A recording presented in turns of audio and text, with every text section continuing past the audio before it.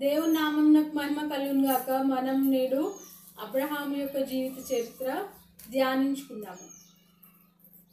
అయితే అబ్రహాం గురించి మనందరికీ తెలిసిందే కదా. అబ్రహాము యొక్క తండ్రి తేరాహు. తేరాహు యొక్క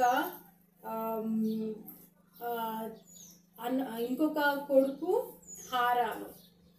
ఆ యొక్క హారాన్ యొక్క కొడుకు లోతు అన్నమాట. అంటే ఇప్పుడు లోతు అబ్రహాం యొక్క చిన్న తండ్రి యొక్క కొడుకు. అయితే అబ్రహాము, లోతు, షారాని అబ్రహాము చిన్న వయసులోనే పెళ్లి చేసుకున్నాడు అనమాట. వీళ్ళు ముగ్గురు కలిసి 3 దేశంలను చుట్టుముట్టి ఉన్నారు. ఏమేమి దేశంలో అవి? కనాను, ఐగుప్తు మరియు నెహేబు.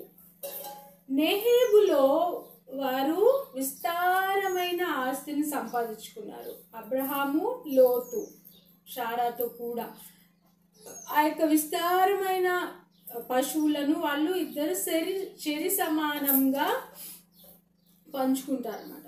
చెరి సమానంగా పంచుకొని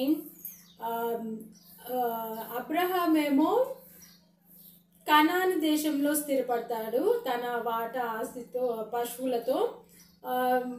లోతేమో తన వాటా పశువులతో సొదొమ గొమొర్రాలో స్థిరపడతారు. వాళ్ళు అక్కడ వేరువేరుగా అట్లా నివాసాలు ఏర్పరచుకొని ఉన్నారన్నమాట. తర్వాత లోతు ఉండే సొదొమ గొమొర్రాలో ఏమైంది?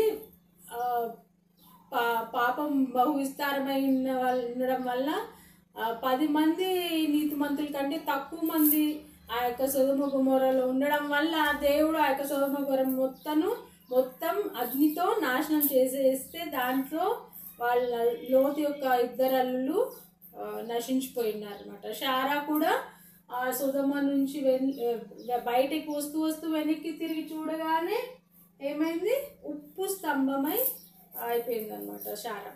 అయితే ఆ యొక్క సొదొమ గొమొర్రా నుంచి బయటపడ్డది లోతు యొక్క 2 కూతుళ్ళు బయటపడ్డారు అనమాట.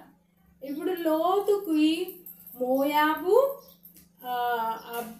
అబీహు అను 2 మనవళ్ళుని దేవుడు ప్రసాదించాడు అనమాట.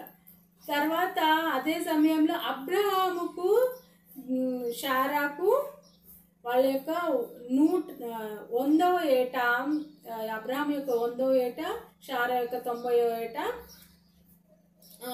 ఇస్సాకు అను కుమారుణ్ణి దేవుడు వాళ్ళిద్దరికి ప్రసాదించింది అనమాట. అయితే అక్కడ ఒకసారి దేవుడు అబ్రహాం యొక్క విశ్వాసంను పరీక్షించుటకు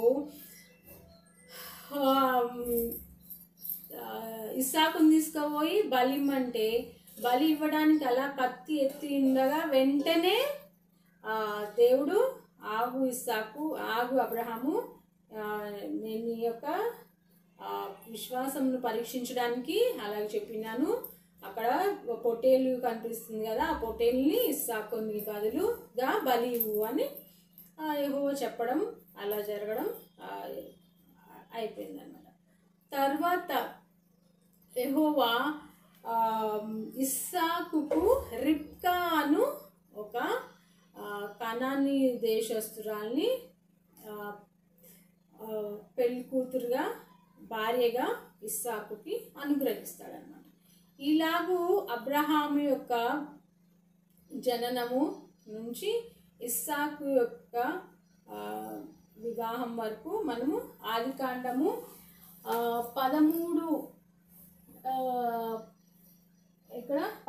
12 నుంచి 25 అధ్యాయాల వరకు, 12 నుంచి 25 అధ్యాయాల వరకు మొత్తం అబ్రహాము, లోతు, షారా యొక్క జీవిత చరిత్రను తెలుసుకొని మంచిగా ధ్యానించుటకు దేవుడు మనకి ఇచ్చిన మంచి తరుణం కొరకు యెహోవాకు స్తోత్రం తెలుపుకుందాము.